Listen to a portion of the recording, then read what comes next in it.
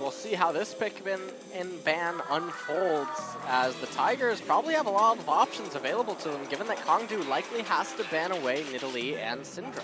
Peanut's biggest concern is, of course, keeping his lips from being chapped as he lets the rest of his team really make the big decisions when it comes to champion picks and bans. It's going to be Echo taken off the board always. Syndra, no surprise there. And again, banning that Rise away from Edge. Yep.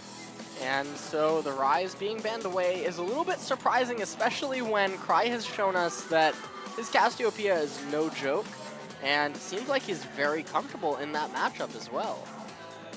And with now 2 out of the mid laners that we've seen prove very successful, we're going to join that with a jungler that we've seen be pretty successful in his own right. Peanut 1 will not be able to pilot that champion in this, what could be the last game. See what else is taken off the board here. Now, with no Nidalee here, what are we looking to really see? Is this the game where you choose to really pressure the jungle? Is that high priority? Because we've seen Lee Sin be the biggest pick between these 2 junglers. Well, Ezreal and Karma will round out the bans, and Soul did have a pretty impressive performance on that Ezreal. So it's not like it's a completely wasted ban, but it is just directly targeted at Soul, who's already shown us, though, that he does like to play Jhin. Now, this could be where Peanut drops the hammer and just says, look, my Lee Sin is actually just the best. No Nidalee there to counter it is another top-tier aggressive pick, and that means the ROX Tigers might be just going back to that game number 2 and, you know, riding the Peanut train to victory. Yep, and Peanut getting his Lee Sin, that's pretty dangerous, and I'm really surprised that the Lee Sin wasn't banned away instead of the Karma. And so Kongdu better have a response to this. It could be Varus, champion we saw piloted very successfully by Prey, maybe wanting to take that away from him. But, I mean, when it comes to it, that's just not the biggest thing there. Looking for more love, there's this Cacao ID, and of course, big greetings there.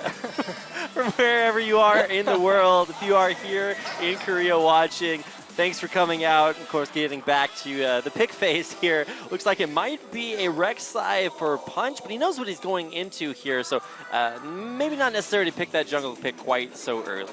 Yeah, and it looks like they will probably lock in the Jhin and Poppy.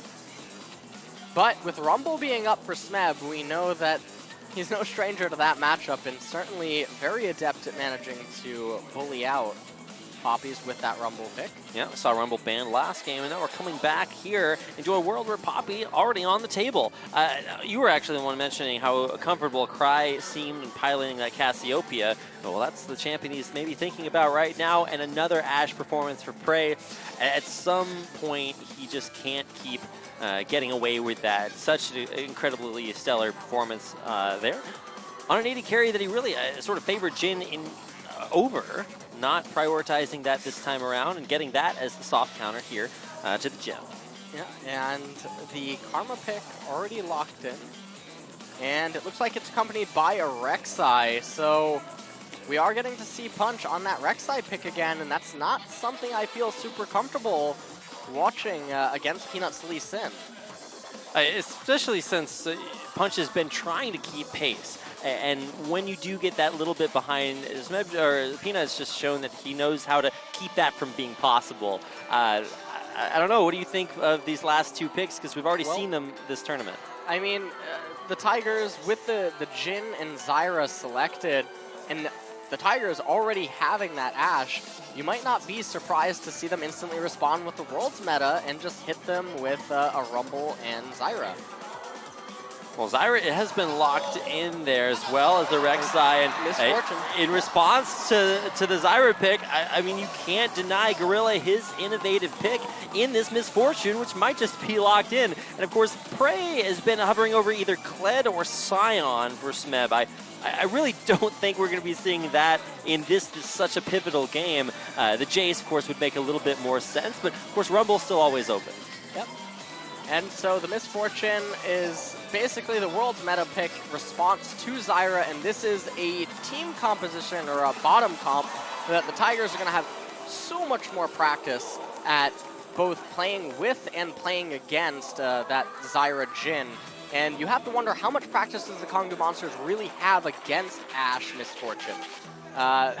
this might be a matchup that they're not really too experienced in actually playing, even though they know that it exists. And that can be really problematic as a game unfolds. That is true. This is 3 patches past the Worlds meta, so maybe they prepared in advance for what's strongest here, whereas the Tigers already know how to pilot this team comp. We've gotten a chance to see them play that duo lane combo at Worlds, and now finalizing the Kongdu Monsters picks with an Orianna for Edge. This is something that we've got a chance to see piloted a couple games yesterday, and really seemed to be pretty solid. But for Edge, what do you think that brings to this Kongdu Monster lineup?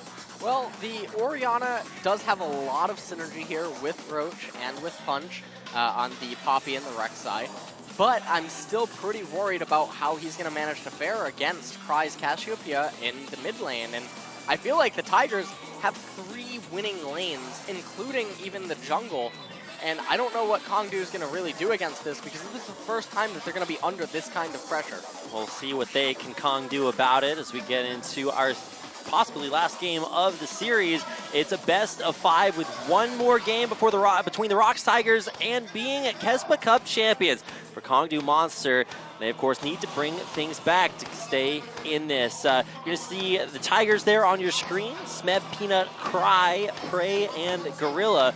Crow having yet to be fielded, so the Tigers think that this is the way to go. Of course, their opponents on the other side: Kongdu Monster, Roach, Punch, Edge, Soul, and Googer, there to round out their lineup. And as we do get into this game, do want to mention that if you guys want to pick yourself up some Korean tournament swag, head online and check out the store.eslgaming.com and hit it up over there. We're going to head into what could be our last game of the night, so get out there, cheer for your teams, and get ready, because game number 4 starts right now.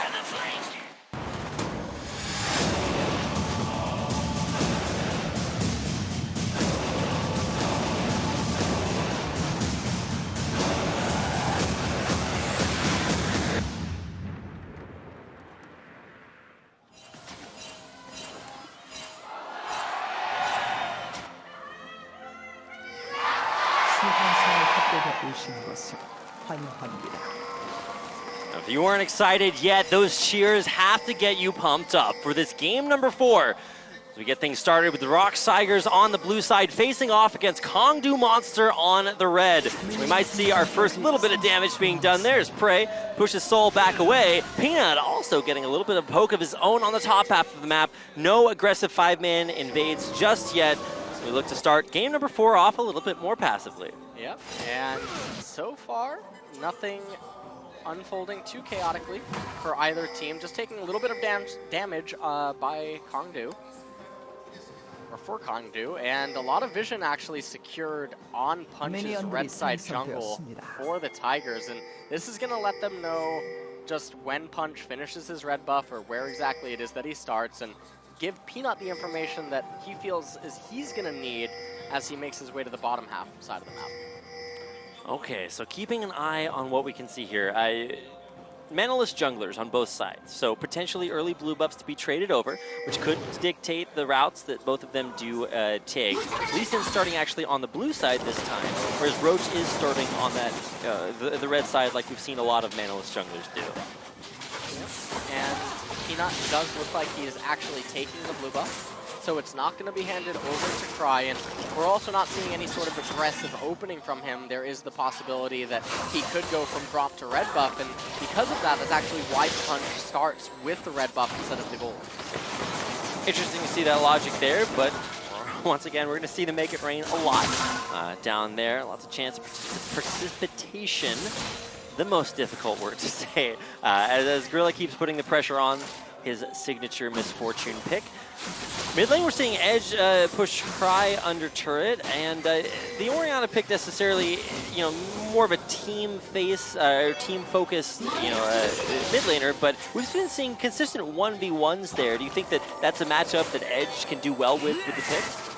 Well, Edge in 1v1 is going to have a little bit of an advantage, but mid lane is generally considered to be a 2v2 lane at the professional level. So when you entertain the Lee Sin and the Rek'Sai, it becomes a little bit difficult for Edge to find an edge in that lane. And Oh my Hold god. that as Punch wants to get a little aggressive. Completely unscouted. Now Prey, flash to stop him from getting immediately locked up. A miss though on that deadly flourish, but it's still just barely enough damage for a kill to go over to Soul. Yep. And meanwhile, in mid lane, Edge actually taking a lot of damage there. Gonna be forced out entirely and forced to recall maybe. Oh, he's not recalling. He's actually choosing to stay in the lane. Punch making his way over is good, but I don't think they can actually find a kill on Decry. And Punch was scouted, if I'm not mistaken, on his way up there. I think Ward might have just died, or maybe he was not. But either way, he is going to have a decent angle here on Decry. Edge pretty low, but he does have those double potions, sustaining him right back up, and no committal to get into that minion wave on Decry. And that's actually really bad because Punch absorbed a little bit of experience away from Edge. So even though he relieved a little bit of pressure, what's going to end up happening is Cry doesn't have to use any more abilities in this lane, and so his mana is able to just keep replenishing up. He's able to pressure Edge out of lane, and right now you see Punch handing over the blue buff. That will alleviate some of the pressure, but an experience gap was created ever so slightly. We'll see if that is really the experience gap that turns the mid lane around. If it does give Cry that level 6 to give him the slightest of advantages to put in his favor. Now, Peanut versus Punch here. Punch, of course, facing off against Champion. He knows so well. See what he can do with it. No, there's Roche. One auto attack away. It's a flash attempt to stun Smeb, but it's not executed in time. He comes away with a solo kill. Yeah, Smeb is absolutely furious ever since those solo kills that Roach got on him, and he's been solo killing Roach left and right since the previous game. And this time, in the opposite matchup, Smeb is the one with the gigantic lead. This is another one of those anything you can do, I can do better situations where you're just getting to see the different classes of top laners. Let's go take a look at this one more time. And you can tell that Roach was not expecting this trade to come out because he had so many minions on his side, but Smeb just not taking any damage, and he knew exactly how far he could take it and find that kill onto Roach. And even the attempted turnaround there, a little bit skeptical at best. Roach loses his flash, his life, and a bunch of experience there at turret. And Mobility Boot's actually the first item of choice for Peanut. He certainly needs to make stuff happen. Oh, here comes Peanut with a big attempt at picking up a kill in the bottom lane. Counter gank is good here for Roach, but the Make It Rain just barely predicts a chance of death in the bottom lane. Oh my god, he's going for it again. Peanut will tank up the last turret shot, make it out alive, and pick up not one, but 3 more kills for the ROX Tigers. Yep, and he made the mobility boosts a worthwhile investment as the bottom lane just got turned on its head. Meanwhile, up in top, Smeb does hit level 6. Roach's not yet there. And we're going to take a quick replay again. So Punch was actually here in position, but he doesn't have flash. And so because of that, they were able to get a lot of damage down onto Soul, find the kill onto him, and then Boozer and Punch trading unnecessarily actually resulted in Punch going down. Prey ended up getting executed by turret, but Peanut could take it all the way and find the final kill. Yeah, Prey dies that Peanut might live, and of course cause other people to die at the same time. 4-1 early on. The Tigers off to an early lead with great participation from the jungler that really kind of brought them a win in game number 2. Peanut starting to get the littlest of advantages here in a way that he really knows how to hammer it home. Who gets the smite is actually Peanut to steal the red buff away from Punch, get out cleanly, unscathed. Of course, now he's hitting level 6, has that Dragon Rage up, makes so many more plays, trading down the bottom half of the lane. Does go pretty well for the Tigers. Wow, things starting to get a little bit scary. Yeah, things are definitely getting scary indeed. And Peanut making his way down to the bottom half of the map again. And I think it's really interesting as well how much attention has actually been focused on the bottom side. You have to figure that's a direct response to how much attention Kangdu Monsters like to devote to that area of the map. No one lane completely devastated just yet, but with as much presence as Peanut has had, you have to keep eyes on him. And of course, here in the Mexico Auditorium, there are literally thousands of eyes honed in on these players and the plays that they're making. Of course, many more watching from afar. These grand finals of the KeSPA Cup, always a tournament where really anything can happen. We've seen the craziness that was the 2015 KeSPA Cup, and coming in here to these grand finals, I mean, you just cannot overstate the potential that Kangdu has. that they are so close to losing out against. Yeah, and one of the other things for me is, you know, looking at this bottom lane in particular, I think it's absolutely brilliant, again, that the Tigers are using the Ashe Misfortune combo that Kongdu Monsters is probably not that comfortable playing against due to just lack of experience against it. But also, on top of that, Guger, this entire tournament, only showed himself playing melee, tanky, initiation supports, and now all of a sudden in the series he's choosing to play Zyra out of nowhere, and it doesn't look like he's that comfortable on it. And it certainly does not, especially since previously he played Nami, which still plays the same kind of poking role, but has the sustained, weather the storm of something like all this Misfortune poke that has already resulted in one, if not more, kills here for the Tigers. Now, Peanut's still looking to get the steal here, and he does dissuade Punch from taking that. Of course, will also keep that from going in onto Edge quite as quickly. There's the ward jump forward. The damage come in. An immediate kick flash to put Edge in a little bit of a rough spot. No turnaround there from the Shockwave, and Peanut just looking like the jungler he's played against several times. Looking flawless there. I don't really know what to say about this. The Peanut show is alive and well. It's been renewed for a second season. Yeah, and I mean, Punch just sort of taking it. He doesn't really have anything to say. Peanut out-farming him. Also note that Punch went for the Bomby Cinder over the time-at to try to keep up with Lee Sin's clear speed. And on top of that, no boots for him either, so Peanut is just running circles around the Kongdu Monsters. And immediately right into the Petrifying Gaze. The combo is just so smooth here. The Tigers execute flawlessly. Meanwhile, down in bottom lane, Punch having a gank denied. Cry with a solo kill. And Edge had flash, but he was grounded there at the end. Down to bottom lane is Peanut going aggressive again. He will get locked up and stopped for now. Punch pretty low, and the ROX Tigers going forward. Actually, Peanut over-aggressive, and he will go down. A last-second auto attack from Prey. Finds the counter kill there. It's a 2-for-1 so far. But here comes his curtain call. How many bullets will he hit? A big crit to come out. It does hit Prey. He's burning down, and it will actually be the Deathfire touch to find one. Guger there to auto attack for a second. A big turnaround gets KDM one of their first leads of the game. Yep, they did not give enough credit to Soul's curtain call right there, and it ended up costing them. And it almost looked like a calculated situation for Prey, but the Deathfire a little too much, able to give Soul that kill onto him while Guger cleaned up Gorilla. Take another look at it once again. What goes wrong here for the Tigers? Peanut just arrives a second too late, and at this point they took it a little too far. Peanut doesn't really have too much damage to offer yet at this point in time. And after they found the kills, Gorilla and Prey were actually too far separated apart to really do anything about this, and so they both just got picked off respectively. Yeah, returning back to live to a 2v2 where no one will die, but Ultimate's expended nonetheless.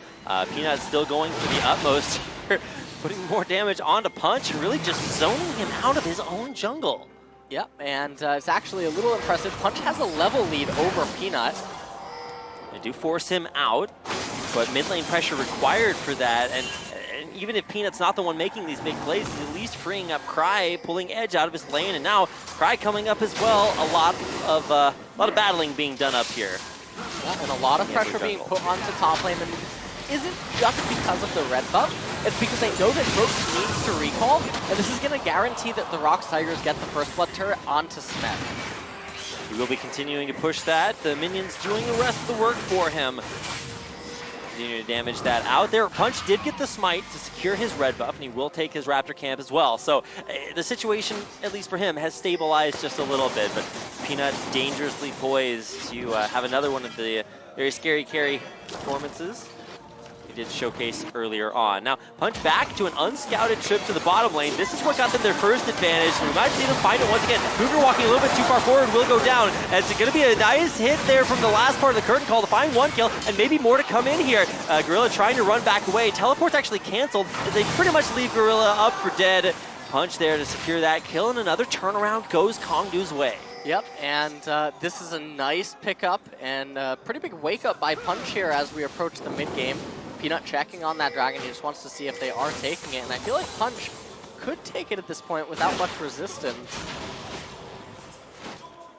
See if they do commit for that. I mean, Peanut in the area is always going to be a scary situation to be in, but let's watch this turnaround again. So, Cougar going in for an engage, he actually just gets turned around on by Prey and Gorilla, but they weren't expecting Punch, and if you look at the vision control, they keep actually falling to this same sort of game path that Punch keeps initiating on them.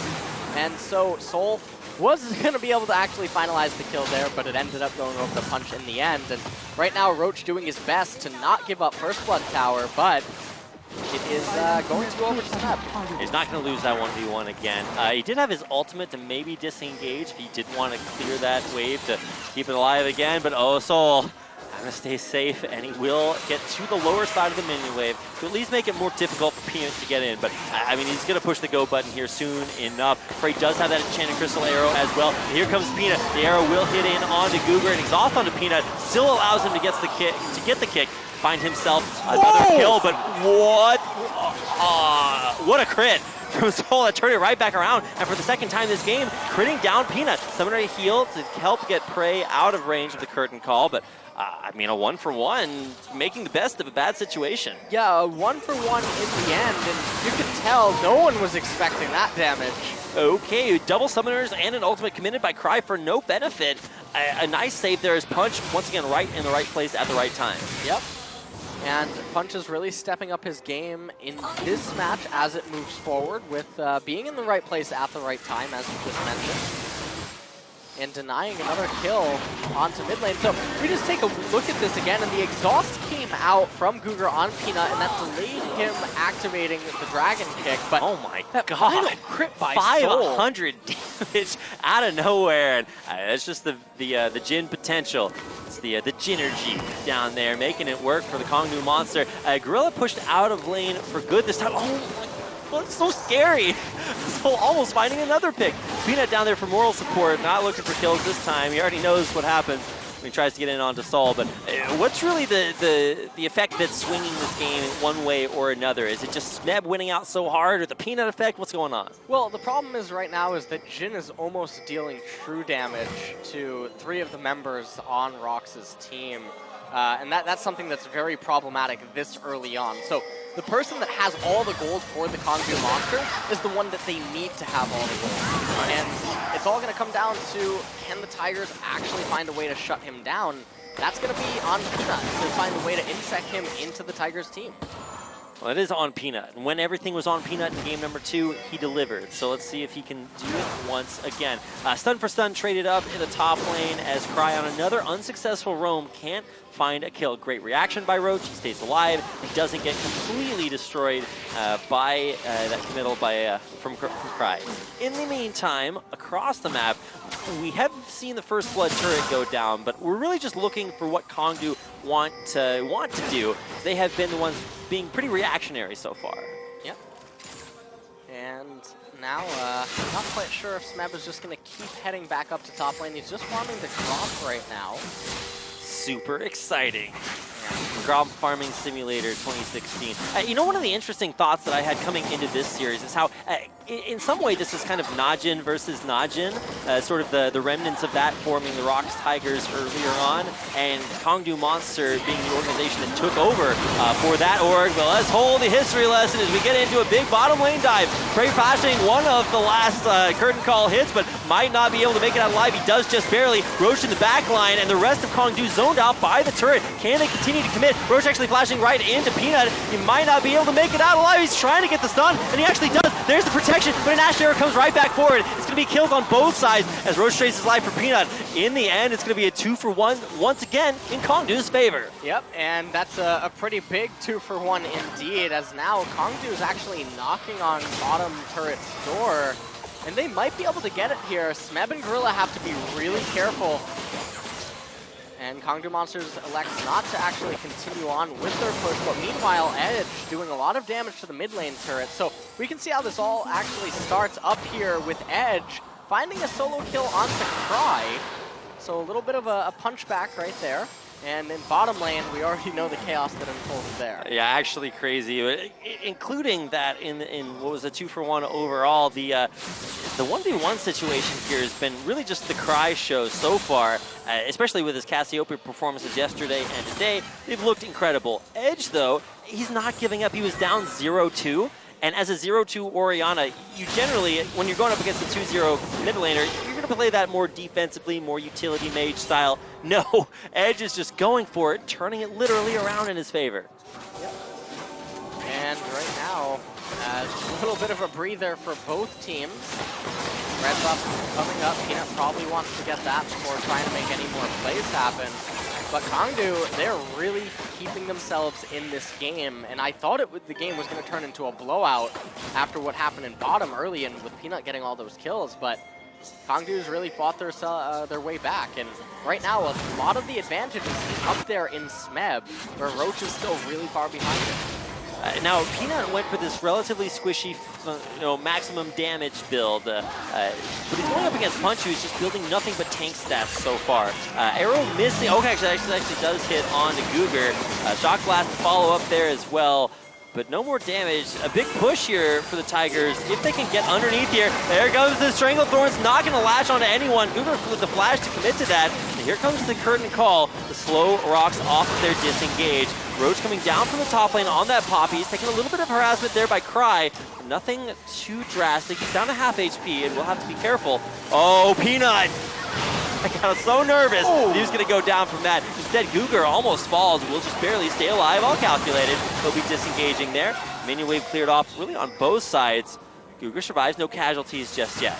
Yeah, and right now, probably the Tigers going to pick up that Water Dragon. Don't see any reason not to, and bottom lane, Kangdu Monsters are all wrapped up down there, which is going to give Cry the ability to go into mid lane and probably get the tier 1 mid lane turret. Peanut might accompany him because he has that red buff.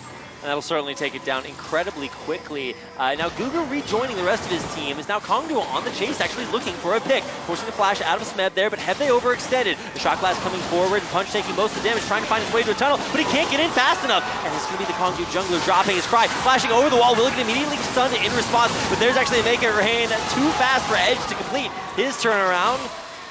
And that's going to be 3 kills traded back to the Tigers. A little bit too far forward. That's going to be 2 towers, I think.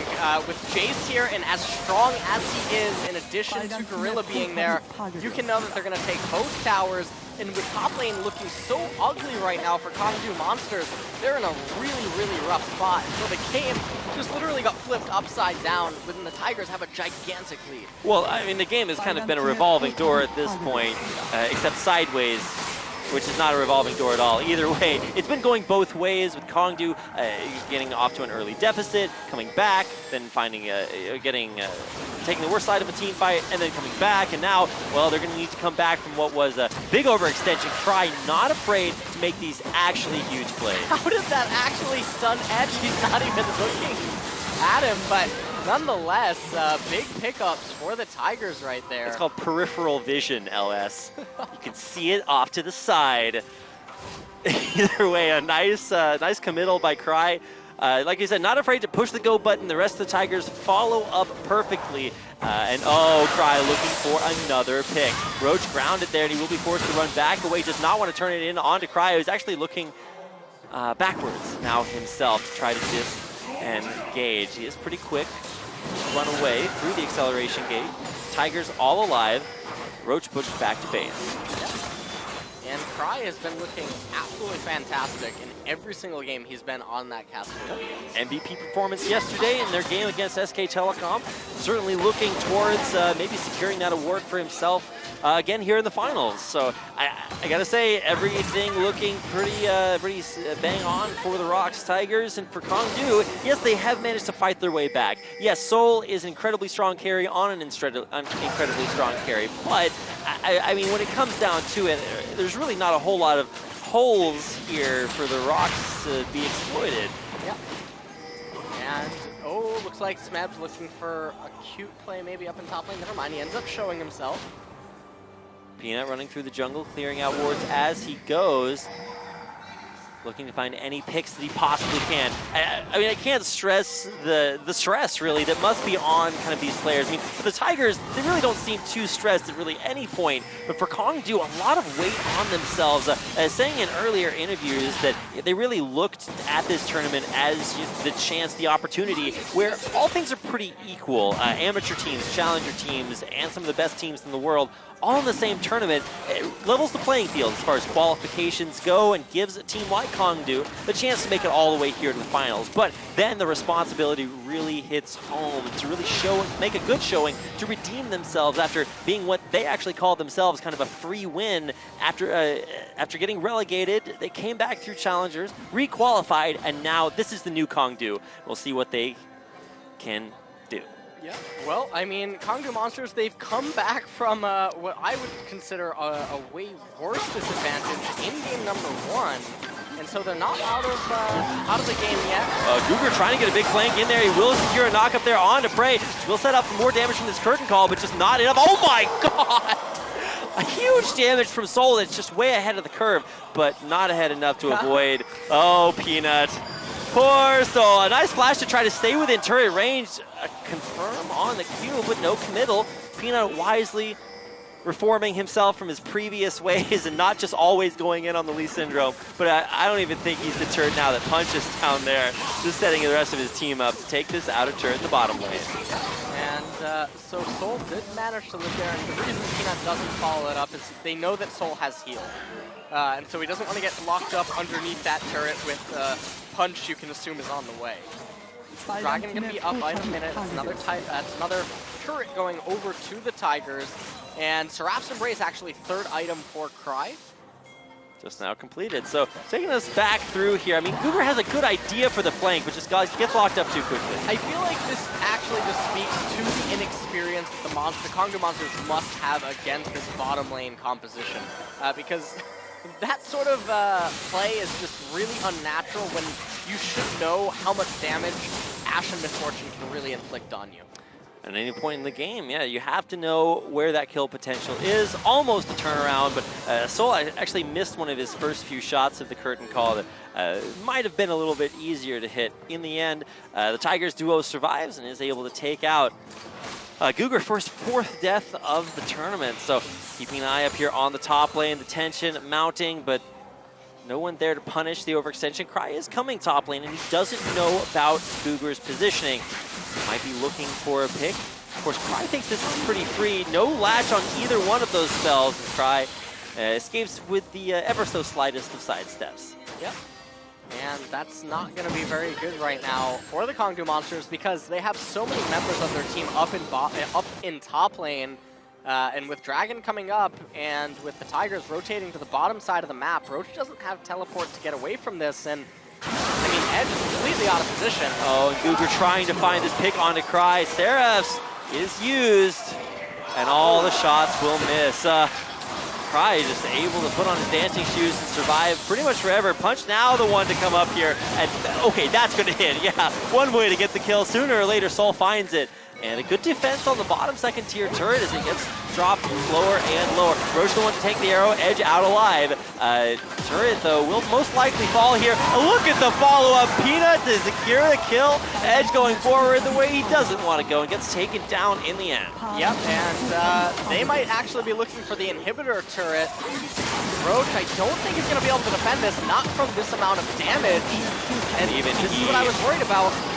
Slowed up there towards the end, but maybe a turnaround coming in. I mean, Soul is ridiculously strong. So if they can find a setup for him to get in onto this retreating ROX lineup, I mean, there's the flash forward from Guger, turns it into an exhaust onto Prey.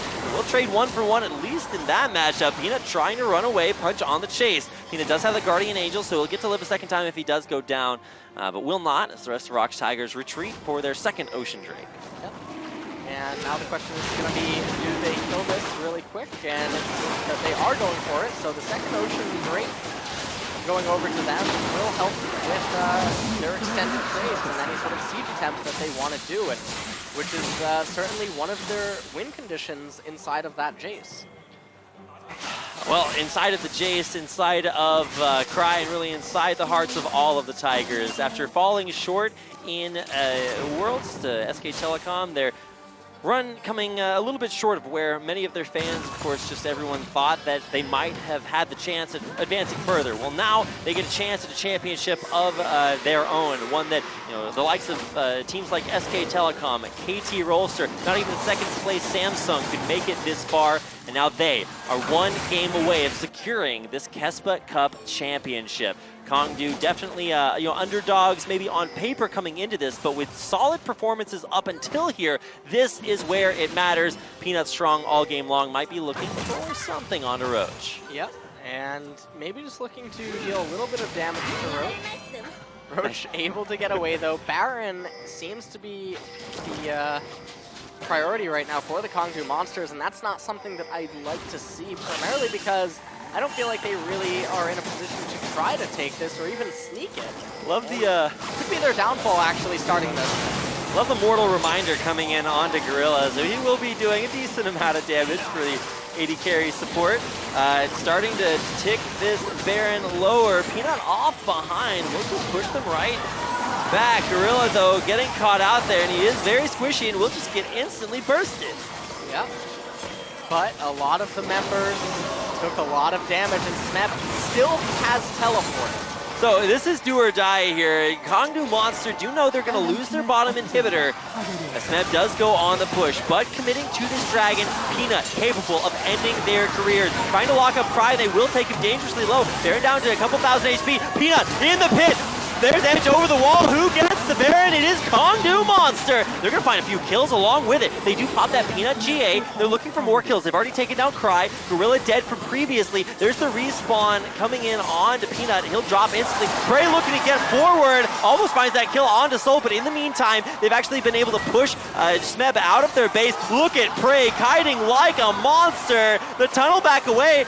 Okay, that's going to be the auto attack that does it. A Prey Seeker to take him down. And in the end, Kongdu come away with the Baron, several kills, but they lose that bottom inhibitor and a Nexus turret. Yeah, and that's really dangerous because now it means that they can't leave no one to respond to the super minions that are actually going to be pushing on the Nexus. One Nexus turret certainly not capable of actually deflecting the minions, and I really thought this was actually going to be game over because they didn't even need to actually contest the Baron. All they had to do was prevent recall. The Smeb could have taken the Nexus, but instead they went for the Baron. Peanut not able to secure it. Had he done it, it would have been game over for Kongdu Monsters, and so a huge desperation play ends up paying off for Kongdu and keeps them in this game. And Prey trying to do the utmost, stopping all of those recalls. He actually does get in there for a lot of damage as well, but unfortunately the volley doesn't stop guys like Edge and Roach from recalling and able to stop Smeb from just straight up winning. Now, Kongdu find themselves with this Baron, and good positioning here in the mid lane, but can they find any result off of it, or was the most important thing about that Baron that they denied it from ROX? Well, the most important thing is that they did deny it from ROX, but the gold that they picked up from it was also pretty crucial to helping them complete their items, which would give them more of a fighting chance against the ROX Tigers right now. Peanut looking for the longest trip for a flank any jungler has ever taken, walking an incredible distance around, but he finds himself in a good spot. That arrow does land on Roach. He and Punch are pretty tanky up in the front line, but here comes Peanut. Look at Saul. He's going to immediately cancel that ultimate. Peanut in the back line, though, will get ushered back away. He does kick a very tanky Roach into Saul, but now he's actually forced to flash defensively. Saul there trying to lock him up there. Gorilla coming back around there. Look at the channel, big ult, but meanwhile in the base, there are Winions pushing in. It's going to be Roach there back to try to keep this turret alive for as long as possible as the rest of Kongdu Monster disengage from the fight, trying to make it back to their base. Yeah, and that's a lot of damage being done by those minions. Finally, the minions are actually spawning out of the Nexus to help Roach and Enderive too. But you can see Peanut was gunning for Soul right there, unable to find him, and so the ROX Tigers gonna have to take a little bit of a breather as we're gonna reset yet again. Dragon coming up though in a little bit over a minute. But, I mean, with all that pressure that's applied from the bottom lane super minions, the Tigers have a lot of options available to them, especially the top tier 2 outer turrets still remaining. Wow, easily could have been the sickest flank from Peanut to kick Soul into the middle of the enemy team, but instead nothing really works for the Tigers. They hit an Ash Arrow in onto the tanky front line that doesn't wind up doing anything. Soul didn't have any summoner spells for that last fight, but still managed to stay safe from Peanut's incredible flank. That did not work out. So Tigers withstanding this Baron buff from Kongdu. However, the Monsters use it to hang on for just a little bit longer. 33 minutes into the game. When it gets to this hyper late game that we are coming up to, who's really going to have the strongest late game team composition? I mean, you're probably going to have to give it to Kongdu Monsters just because of how far ahead Jin is right now. And Poppy, even though Roach, his score is not too great, I mean, he's slowly making his way to those 4th and 5th items. And I mean, Peanut without his flash is going to be under so much pressure to really secure that kill onto Soul, and if they can't find that, I don't know how they're going to win the team fights if this game goes on another 10-15 minutes. Here comes a Cloud Drake.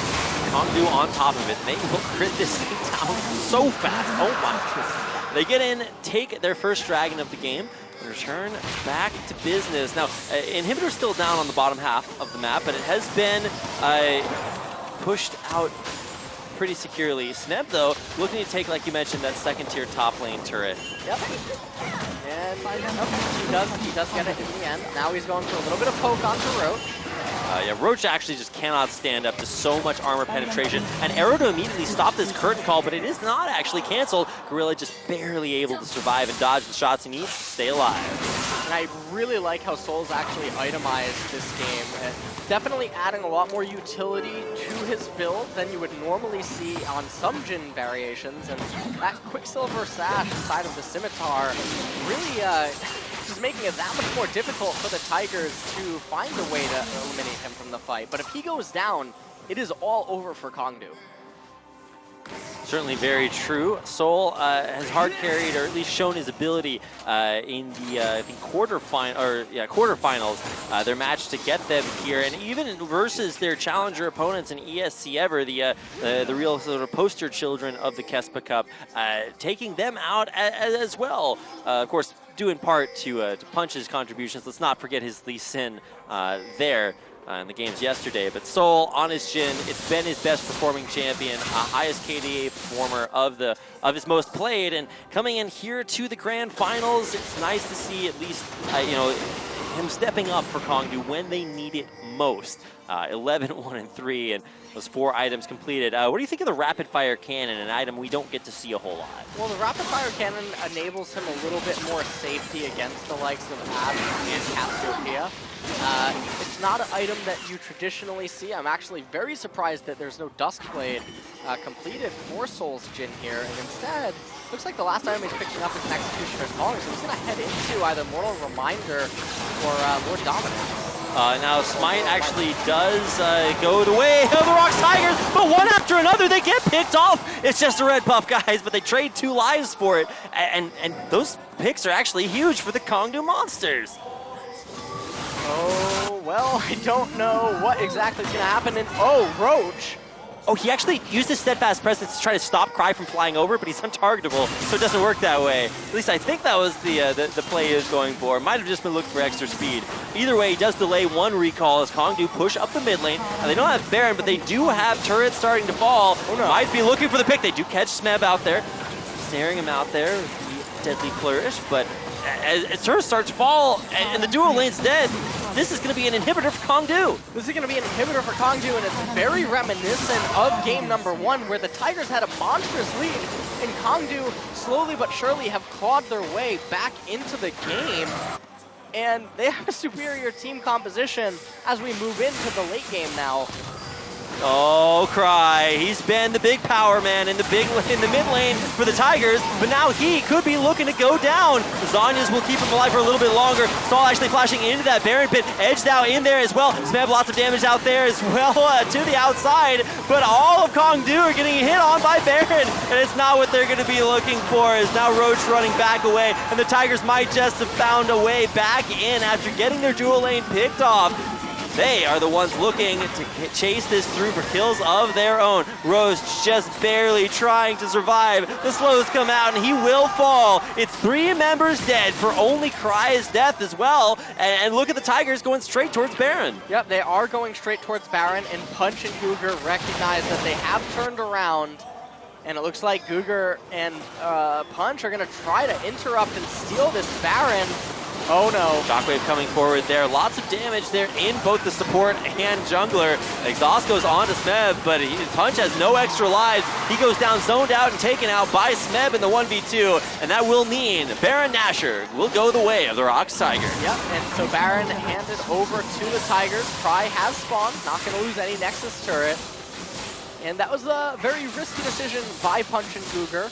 And it's going to cost them as freedom basically granted over to the ROX Tigers now to get as much vision control and stuff as they want for Elder Drake. But taking a look at this fight, Cry lived so much longer than he should have. And you can see everyone was gunning for Soul. And at this point, all they needed to do was activate Baron's 6th member.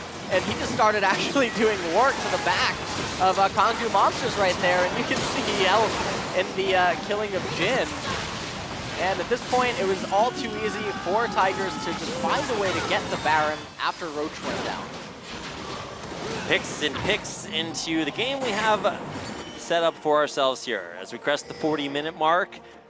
Tons of kills for both sides, but what's the most significant advantage here? Is it just Kangdu's Jin being so strong, or the playmaking potential of the Tigers? Well, it's Kangdu is still in the game as long as they can find a way to survive through the Baron Siege, and if they can find a way to get Elder Dragon. I don't think that it's all over yet. One of the things that they have to be very worried about is the fact that Soul doesn't have any of his summoner spells up, and Peanut does. So Peanut has a much easier time getting in on him right now, and one Insect is just lights out for Kangdu Monsters. Punch actually waiting off to the side now. He is spotted out by a ward, so at least the Tigers will know that this is coming. Peanut doing his best job to clear out any side lane wards. Roach going forward, the Ash Arrow stunning out Edge, who will block this curtain call to kill off this wave. Now Roach goes too far forward, and he's going to be the first one to fall, the tankiest member out of there before this fight really even starts. Cry taking a lot of damage, but like you said, living way too long, and his skills coming back the way of the ROX Tigers. They will lose their top laner, but they're taking out more. 3 dead now as Peanut finds the engage. He will take down Soul, and with it, possibly the chances of the Kangdu Monsters. They have their jungler alive, but not much standing in the Tigers' way. They will push through for an inhibitor kill and possibly even the win. Victory set in their sights as the KeSPA Cup waits for them. If they can take down this Nexus turret, the Nexus to follow, it looks like victory will be theirs. The ROX Tigers in a 4-game series take out the Kangdu Monsters 3-1 and are your 2016 KeSPA Cup champions. And that was such an impressive performance right at the very end. That team fighting from the Tigers coming out when they needed it most, and that was it. You just saw that the Ash Arrow from Prey was too much, and Peanut finding his way in right at the very end. Also with the Dragon Kick hitting 3 members with the Misfortune Ultimate was too much, and you still have to give it to Kangdu Monsters. They fought so well against the ROX Tigers here in the finals today, and no one would have expected that from them coming into this tournament, and they look fantastic, and I'm really excited to see how they're going to do in Season 7. And even going up against teams that were not easy to take out. KT Rolster in the round of ages. The way that they dealt with a guy like Score, who just would never say die. They took out the reigning KeSPA Cup champions to make it here to the finals, and then went toe-to-toe, blow for blow against one of the strongest teams in the world here in the ROX Tigers. But in the end, you have to look at the smiles on their faces and say congratulations to a team that really just never let up against their opponents. The ROX Tigers incredibly well deserving of being your KeSPA Cup champions. That's going to do it for us here at the KeSPA Cup. We want to thank you all for watching. Thanks for joining us for this 2016 League of Legends KeSPA Cup. We'll see you a little bit later. But not before. We have an interview now with the ROX Tigers here. Hyung on stage. Here to ask a couple of questions to our just recently crowned KeSPA Cup champions. Congratulations, Gorilla. It was your birthday yesterday. So how do you feel about this win? And Gorilla saying, I've been playing in tournaments for the last 3 years, so I've never been able to go home for my birthday, but now that I'm here winning this tournament, it's a big boost.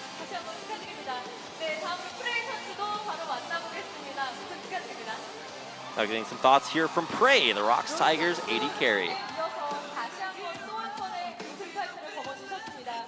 Prey, you're adding another title to your LCK championship. What does this championship mean to you?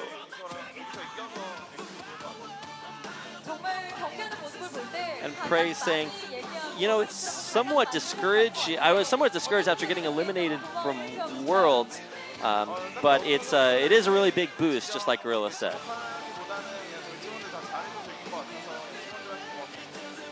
And Prey just credits all of his teammates, saying that everyone did their fair share. Now moving on to their top laner, Smeb.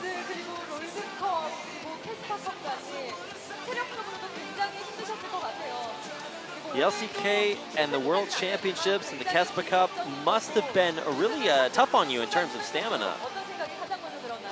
What did you think when the result of the match was decided? And Smeb says, I feel like since the ROX Tigers have been working really hard this year, 2016, it's really nice to have such a nice finish to this year, and it's an encouraging sign going into next year. Now, what would you like to say to the fans, Smeb?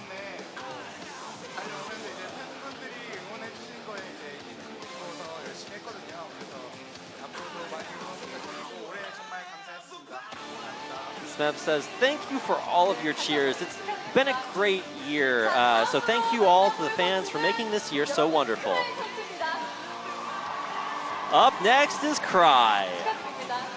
Mid laner coming into the KeSPA Cup for the ROX Tigers. You contributed to the ROX Tigers' victory as their starting mid laner. How do you feel?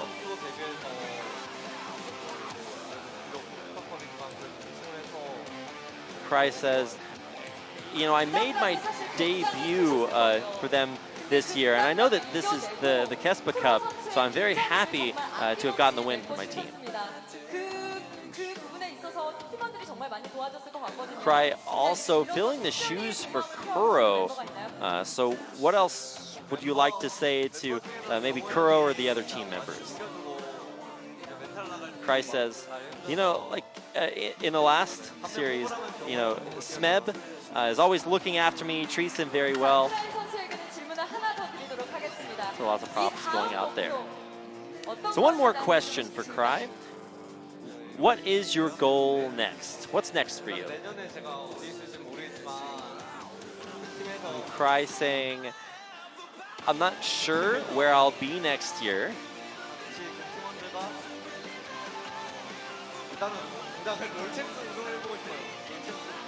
But I want to work hard in that team with my teammates to try to win the LCK.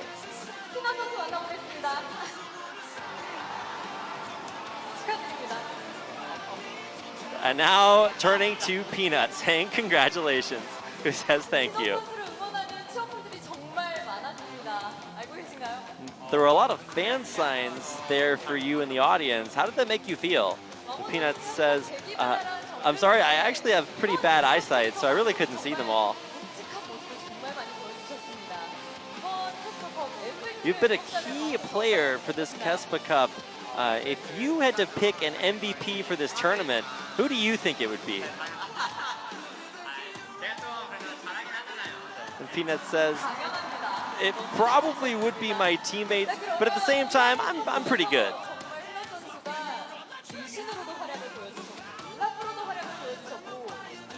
So Peanut, you've been especially good with Lee Sin, Olaf, and Nidalee here at this KeSPA Cup.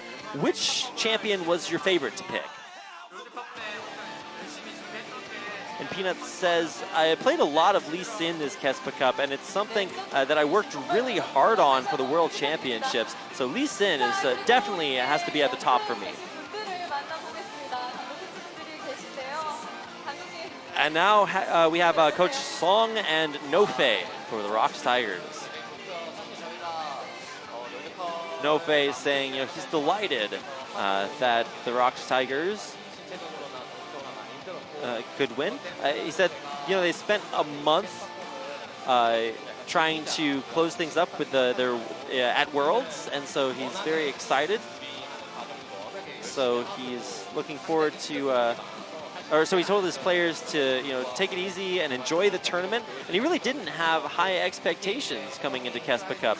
So he's very thankful for his players who, really delivered when it came to the finals and really the entire tournament.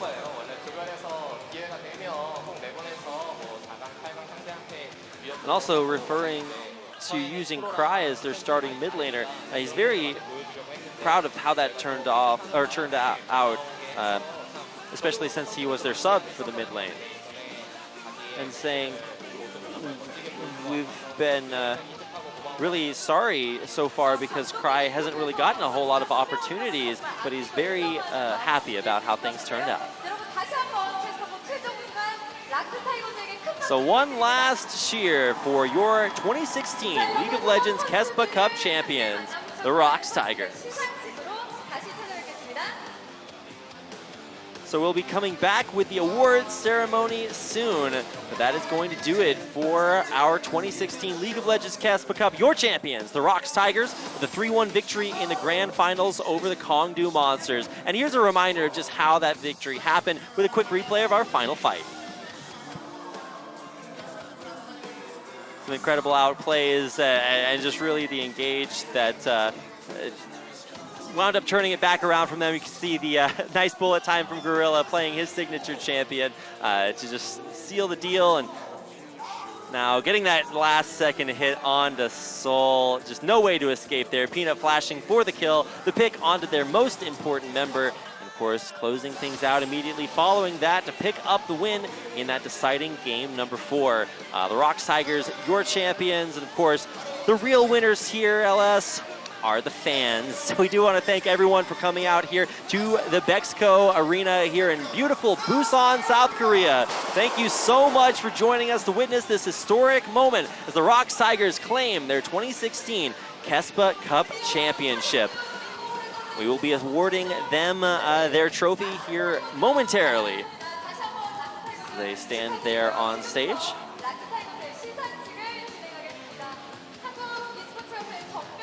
So they will be awarding that trophy right now. So we're going to welcome on stage to award them the president of KeSPA. This is Byung-Hoon Jun.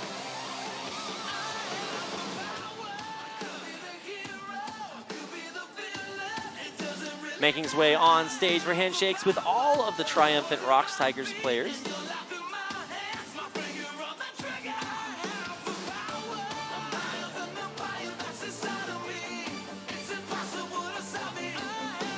Nice handshakes going off there towards the side, and it looks like they will be awarded with the first place placard showing that they are in fact the winners of this year's 2016 League of Legends KeSPA Cup.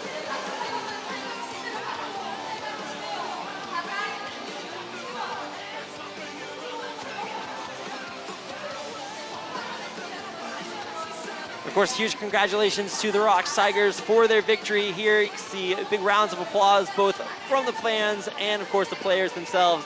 Pretty happy to have achieved a victory to round out the year's, this year's competitive performance for them. Of course, setting up for big things to come in their future. Congratulations once again to the ROX Tigers.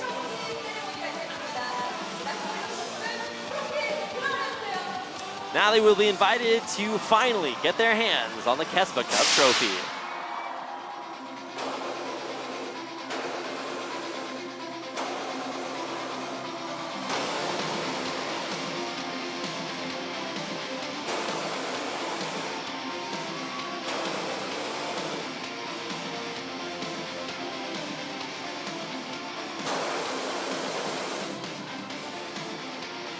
And that is going to conclude our KeSPA Cup broadcast for this evening. Congratulations once again to your champions, the ROX Tigers. We want to thank you all for being a part of this momentous occasion with us. Thanks for watching, whether you are here in Busan, South Korea, or of course watching from abroad. Thank you so much for being an amazing audience. Of course, big thanks to the staff here at SPO TV Games and everyone else who has made this possible. Thanks for watching. Have a great night.